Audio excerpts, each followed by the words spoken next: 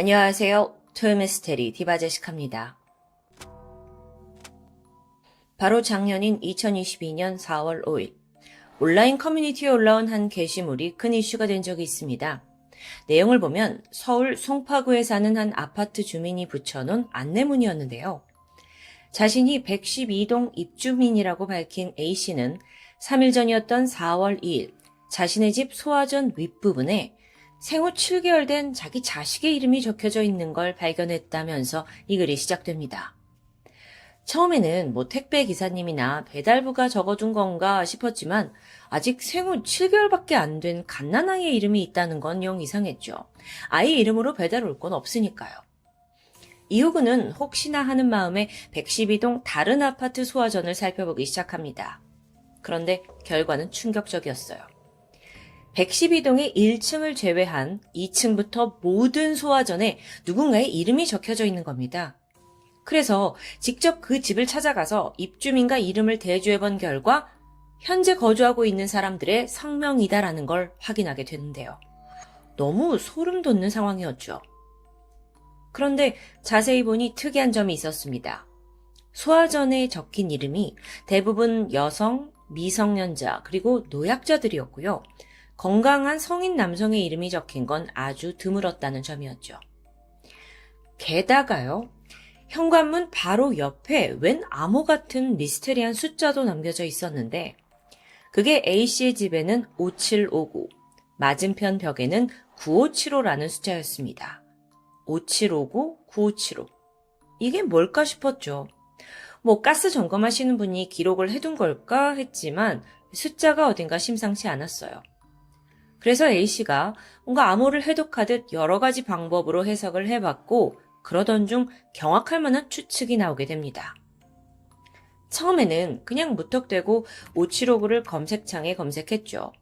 전화번호 같은 의미 없는 결과가 나오다가 마침 고대 히브리어 사전에서 5759라는 숫자는 어린아이, 유아, 젖먹이라는 뜻으로 통한다는 걸 알게 됩니다. 이뿐만이 아니었어요. 성경 단어에는 원어의 색인 번호인 스트롱 코드가 붙게 되는데 이게 성경 연구의 편의를 위해서 단어마다 번호를 붙인 거죠. 여기에다가 5759를 검색하면 나오는 구절이 있었습니다. 그게 뭐였냐? 그들은 아이들을 양떼같이 내보내고 그들의 자녀들은 춤추는구나. 어린 자녀들까지 나를 업신여기고 내가 일어나면 나를 조롱하는구나. 이걸 단순히 우연의 일치라고 하기엔 하필 어린아이를 나타내는 5759라는 숫자라는 게 굉장히 꺼림직했죠. 그리고 이때 이 해석을 본 한 네티즌이 또 다른 질문을 던지게 됩니다. 아이가 거주하고 있는 A씨의 집이었기 때문에 아이를 나타내는 5759가 적힌 거라면 혹시 그 맞은편 집에 적힌 9575는 5759를 거꾸로 나열한 숫자니까 즉 젖먹이의 반대, 노인이 살고 있다는 걸 의미하는 건 아닐까요? 하는 추측이었죠. 첫 번째 가설이 맞다면 충분히 가능성 있는 이야기입니다. 이후 A씨는 이 미스테리한 암호가 과연 자기가 살고 있는 112동에만 있을까? 하는 의문이 들었어요. 그래서 바로 옆 113동, 114동, 그리고 107동까지 확인하는데 놀랍게도 이곳에도 동일하게 소화전 윗부분에 이름이 적혀 있다는 것을 찾아냅니다. 온몸에 털이 쭉 뼈서는 순간이었어요. 지금 누군가 집집마다 돌아다니면서 정보를 캐고 거기다 기록하고 있다는 거잖아요. 다음날 A씨는 바로 경비실에 찾아갔고 이 사실을 보고합니다. 혹여나 범죄로 연결될 수도 있으니까 증거가 될 그 낙서를 지우지 말고 대신 경찰에 신고를 해달라고 요청했죠. 경비실에서도 문제 인지하고 관리사무소에 전달하겠다고 했지만 문제는 이 관리사무소였습니다. 그쪽에서 입주민 대표자 측에다가 이런 사실들을 보고하지 않은 채 자체적으로 낙서를 지워버렸던 겁니다. 그래서 왜 그랬냐라고 이유를 따졌더니 사모님이 너무 걱정하고 계시길래 안전을 위해서 그 집 앞 낙서만 일단 지웠다라고 답을 해요. 하지만 A씨가 확인한 결과 112동에 존재하는 모든 낙서가 지워져 있었죠. 생각해보니 관리사무소 측은 경찰에 신고를 해서 일을 키우는 것보다는 그저 사소한 낙서로 여기고 빨리 덮어버리려고 했던 것 같아요. 근데 입주민 이름이 지금 문 앞에 적혀 있잖아요. 이건 상당히 위험을 초래할 수 있는 일일 수도 있어요. 분노한 A씨는 결국 직접 안내문을 만들어서 주민들에게 알렸고 바로 그 안내문이 커뮤니티에 올라왔던 건데요. 그 내용을 좀 보면 추후에 경찰에 신고를 하기 위해서 세대 소화전 윗부분을 확인하시고 혹여 암호나 이름이 있으면 절대 지우지 말고 증거사진으로 남겨달라는 호소였죠. 와, 이거 무슨 공포영화의 한 장면 같죠? 놀랍게도 실제 뉴스에서도 보도된 사건인데요. 단순한 괴담이라고 치부하기엔 현실감이 너무 강해서 더 소름 돋았습니다. 그런데 이 뉴스가 나가고 나서 과거에 유사한 사건이 떠오른다는 댓글들이 빗발쳤어요. 지난 2009년과 2014년에 서울과 인천 오피스텔 또 광주의 아파트에서 발생한 또 다른 사건들이었죠. 먼저 2014년 3월입니다.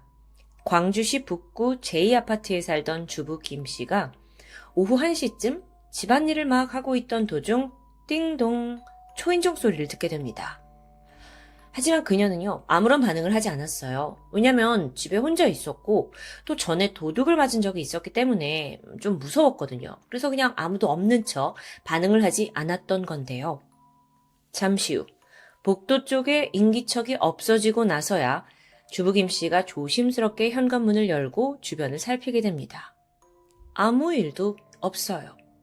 그래서 그녀가 다시 문을 닫고 들어가려던 순간 문득 그 현관문에 전에 못 보던 X 표시 하나를 발견합니다. 이게 뭘까요? 사실 얼마 전 김 씨는 집 현관문에 세모 표시가 그려진 것을 본 적이 있습니다. 그냥 지나칠 수도 있었죠. 근데 마침 한 친구가 야 이거 영화 숨바꼭질에 나오는 그 도둑 표시 같다 라는 말을 흘렸고요. 조금 찝찝했던 터라 그 형태를 나름 이렇게 별표 모양으로 바꿔놓게 됩니다. 그런데 이날 누군가가 이 별 표시를 아예 지우고 나서 X로 다시 바꿔놓은 겁니다. 너무 불안해진 김 씨는 이 아파트를 오르락내리락 거리면서 다른 집 현관문을 확인했는데 아니 어떤 집에는 표시가 있고 또 어떤 집에는 없어요. 결국 김 씨가 온라인 커뮤니티에다가 나 지금 너무 무서워서 이사를 가야 할 것 같은데 이게 도둑이 표시해놓은 게 맞냐 하면서 글을 올린 적이 있었습니다. 당시 이 글이 커뮤니티 사이에서 널리 퍼졌고 큰 반응을 이끌어냈는데요. 왜냐면 그보다 다시 5년 앞선 2008년에도 서울과 인천 등지에서 혼자 사는 여성이 밀집한 오피스텔과 원룸을 중심으로 초인종 옆에 낙서가 잇따라 발견된 적이 있었기 때문입니다. 어쨌든 다시 광주 사건으로 돌아와서 이후에 광주 서구 풍암동, 북구 오남동, 광산구 신가동 여기까지 각지에 있는 아파트들 현관문 옆에도 의미를 알 수 없는 표시가 있었다는 게 속속 드러나요. 더 소름 돋는 건 이 표시를 발견한 후에 누군가는 지웠어요. 근데 며칠 새 또 새겨져 있었다는 증언도 쏟아져 나왔고요. 누군가가 아파트에 이런 표시를 해놓는 이유, 물론 여러 가능성이 제기됐습니다. 신문이나 우유 배달하시는 분들이 남겨둔 게 아니냐, 혹은 사이비 종교인들이 아니냐라는 추측도 있었어요. 좀 섬뜩하지만 포교 활동을 위해서 이 집의 배경을 알아야 하고 그래서 거주자들을 파악한 뒤에 사이비로 이끌만 한다고 판단이 되면 예를 들어 X표시 같은 표식을 해줄 수 있는 거죠. 이 집은 좀 아니다 싶으면 세모 표시 같은 걸 할 수도 있는 거고요. 물론 이런 추측 중에 가장 지지를 받는 가능성은 도둑이나 강도 혹은 성범죄자들이 남긴 게 아니냐라는 의견입니다. 이미 그런 전례가 존재하기도 하고요.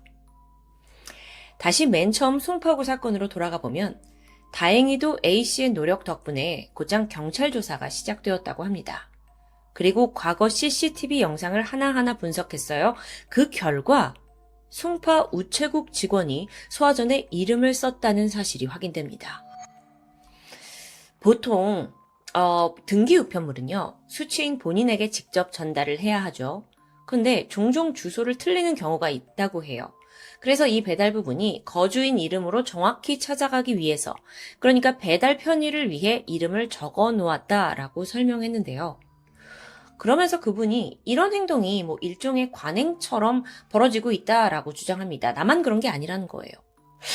근데 여러분, 이게 쉽게 이해되세요? 예상대로 네티즌들이 술렁이기 시작했습니다. 수취인의 이름을 적어 놓은 거라면 차라리 세대의 대표자나 가족 구성원의 이름을 적어 놓는 게 맞는 거 아니냐? 근데 아이, 여자, 노약자 같은 범죄 대상이 되기 쉬운 층의 이름이 있었다는 건 영 미심쩍잖아요. 게다가 굳이 바쁜데 이름을 현관문 옆에 적어두는 번거로운 일까지 반복한다? 아니, 이 사람들이 언제 이사 갈 줄 알고요? 모르잖아요. 그래서 그 배달 부분의 변명이 말도 안 된다라는 반응이 절대 다수였어요. 아니, 그렇죠. 아니, 어른도 아니고 17개월짜리 아이 이름이 거기 왜 적혀 있냐는 거예요. 하지만 경찰은 현장에서 해당 우체국 직원의 신원을 한 번 더 확인한 후 범죄 혐의점은 없다고 보고 입건 없이 사건을 종결했습니다. 그런데 반전이 있었죠. 숫자 5759는 집배원이 쓴 게 아니었습니다. 이에 대해 송파 우체국 측은 경찰이 수사 중인 사안이라 설명이나 입장 표명을 할 수 없다라고 거부를 했는데, 이후에 이 숫자가 정말 누가 적은 건지 또 어떤 의미인지 이게 미궁에 빠지면서 네티즌들의 많은 추측이 올라오기 시작했어요. 그러던 중 일각에서는 이 의문의 숫자가 한 드라마를 연상시킨다는 반응도 있었죠. 드라마에서 용의자로 지목된 인물이 있는데 막 동네를 돌아다니면서 각 집 대문 옆에다가 숫자 적어 놓잖아요. 가족 구성원들이 몇 명인지 자기만의 암호로 거기다 적어둔 거죠. 잠시 과거로 돌아가서 실제로 지난 2009년 서울 관악구에서 신고가 속출했던 적이 있습니다.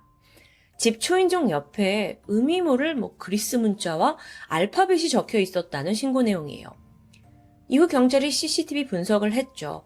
근데 범인이 CCTV 사각지대를 잘 피해간 건지는 몰라도 딱히 용의자로 볼 만한 사람을 추려내지 못합니다. 사실 이 사건 자체가 어떤 범죄로 이어진 건 아니기 때문에 수사는 길게 진행될 수 없었다고 전해지고요.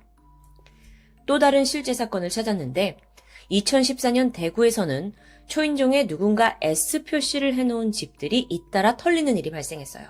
그리고 심지어 이 집이 이제 강도가 들었잖아요. 강도 입장에서 성공했을 경우 짝대기를 하나 그어서 돈 표시, 달러 표시를 해두었던 경우가 있었고요. 소름 돋아요. 자, 오늘의 사건. 송파구 한 아파트에서 벌어진 이 사건은 결국 의문점만 남긴 채 찝찝하게 종결되었습니다. 하지만 나와 내 가족이 사는 집을 누군가 주시하고 있고 또 이 집의 정보를 현관문 앞에 표시해 둔다라는 사실은 생각만 해도 공포로 다가오는데요. 게다가 국내에서는요, 이미 말씀드렸다시피 지난 10년간 이런 일이 지속적으로 발생하고 있습니다. 어쩌면 경찰이나 수사기관이 너무 안일하게 여기고 있는 건 아닐까요? 그저 괴담으로 치부하는 거 아니냐고요. 만약 그렇다면 경계해야 할 건 바로 우리 당사자겠죠. 여러분, 이제 하루를 끝내고 집에 들어가실 때 꼭 한번 문이나 초인종 주변을 확인해 보세요.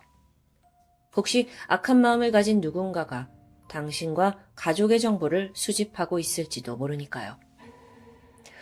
오늘 스토리는 괴담으로 시작한 줄 알았는데 오히려 너무 현실성 있는 사건이라 금사파처럼 끝내게 되었는데요. 그래도 여러분 조심해서 나쁠 건 없죠. 지금까지 토요미스테리 디바제시카였습니다.